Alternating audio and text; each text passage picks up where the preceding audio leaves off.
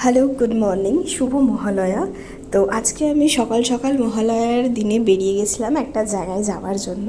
তো ওটা আমি পরে ভিডিওর সাথে সাথে তোমাদেরকে বলবো, ওকে? তো হ্যাঁ, ঠিকই, এটা হচ্ছে আমাদের কলকাতা স্টেডিয়াম।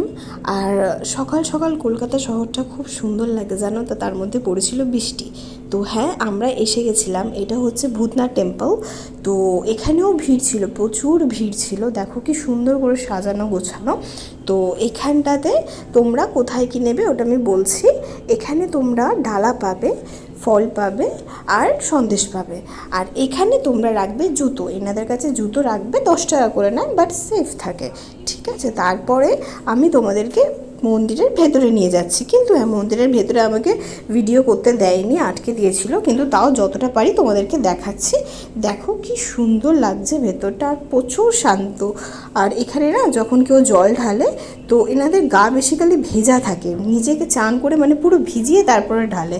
আর দেখেছো এরকম একটা ছোট্ট ভূতনাথ বাবা ঘুরে বেড়াচ্ছিল সামনে। আর এখানে যখন আমরা গাড়ি রেখেছিলাম, তো এই ভাইগুলো গাড়ি আমাদের ধুয়ে মুছে পরিষ্কার করে দিয়েছিল।